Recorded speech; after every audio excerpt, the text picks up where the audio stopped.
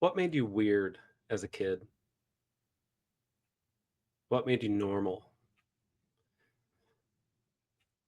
Is there a genre of art that really inspires you? Which artists have given you language or form that helps you understand yourself and others? Musicals.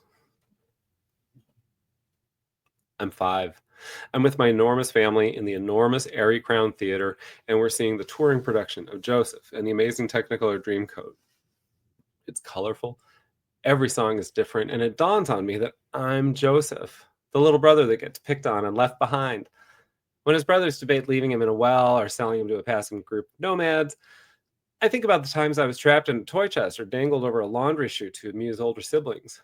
When Joseph is at his lowest in loneliness, the chorus cheers him on. Go, go, go, Joe.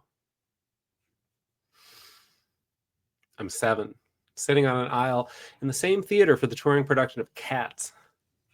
Throughout the show, the performers leave the stage to interact with the audience and to demonstrate their most convincing feline traits. Jenny Anydots is on her hands and knees in the aisle, inviting me to scratch her neck. Mr. Mistopheles lays his head in my lap and purrs.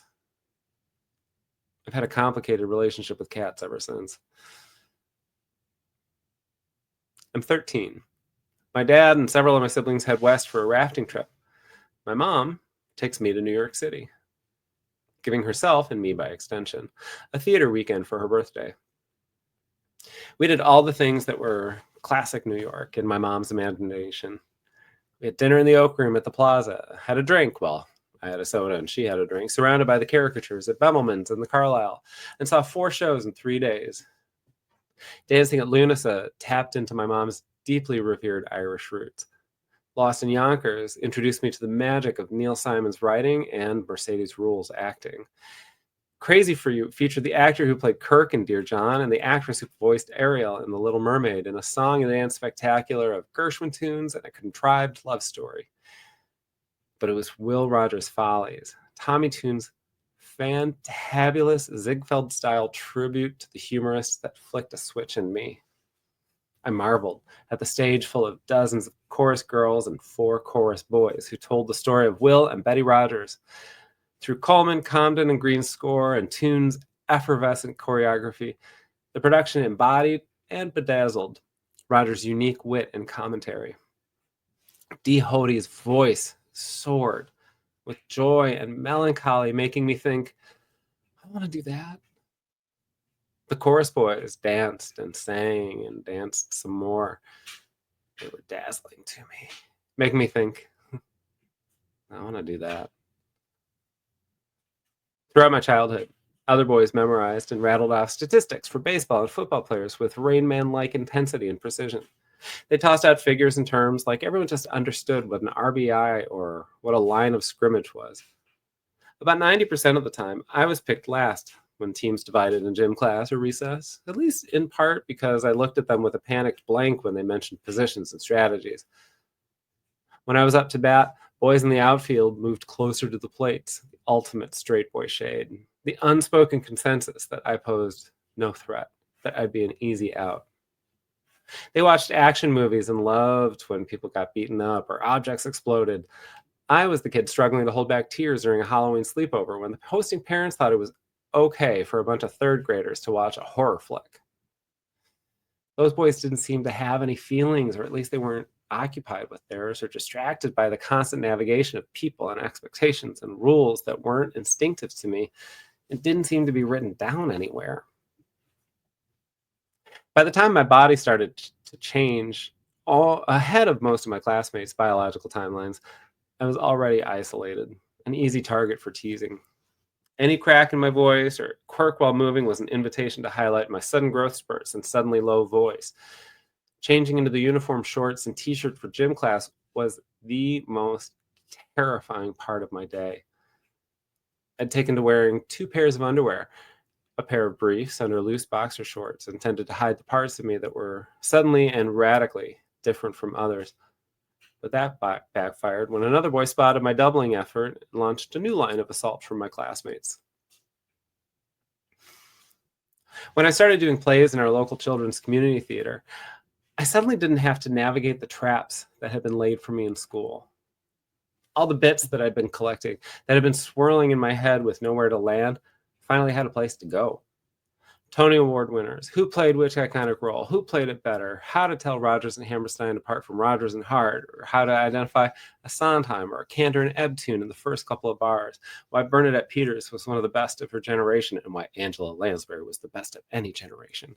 I could share these things with people who actually understood, who actually wanted to hear it, who actually had more and better details on hand to add to my burgeoning encyclopedia of otherwise useless musical theater trivia. It's cruel, isn't it, to torture kids who are just looking for themselves? While other boys saw themselves in the strengths and prowess of star athletes or superheroes, I looked to musicals. It bothers me when people reduce musicals to silliness or contrivance. People don't just burst into song on the street, someone told me once. His final argument on the worthlessness of the genre. But this was a person who was keenly interested in the Dark Knight trilogy, who saw only hyperbole and impossibility in musicals, but wisdom and commentary in the fantasy of a comic book hero. They're different paths of magical realism, aren't they? Whether the devices are choreography and a witty libretto or CGI in a battle of magics, the common denominator is storytelling through condensed or distilled abstractions of human experience. Some look to fantasy and sci-fi to make sense of it. I look to Sondheim. They're so cheesy, someone else complained.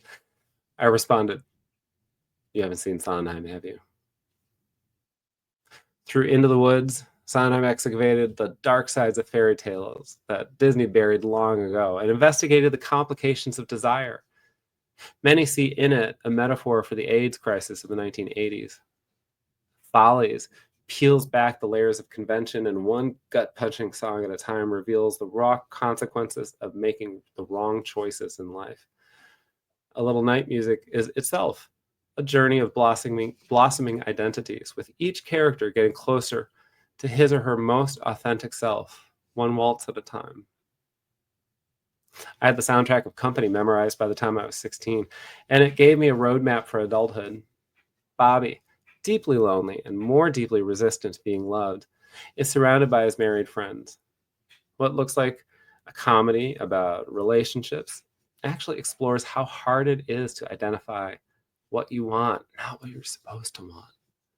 And how hard it is to be yourself, not just what everyone else wants you to be.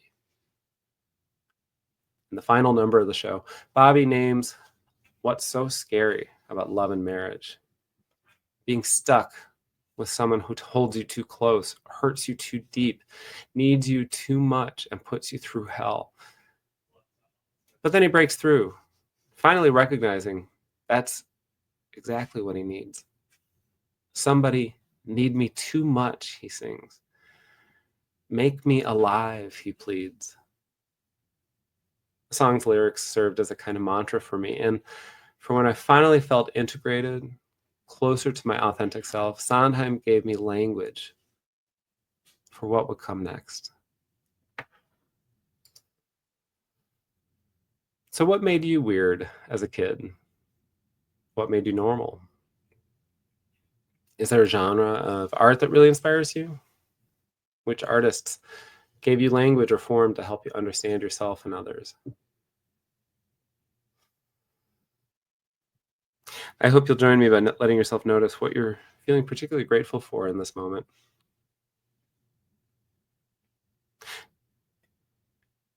I sing something from Sondheim pretty much every day, whether I pop a soundtrack on while I'm in the shower or go through the day, but every time something in the lyrics grabs me and motivates me and says, oh yeah, this is the mantra for the day.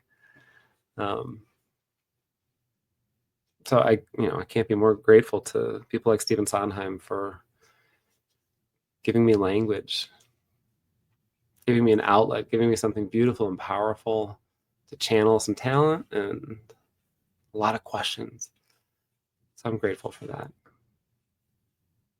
What are you grateful for? See you next time.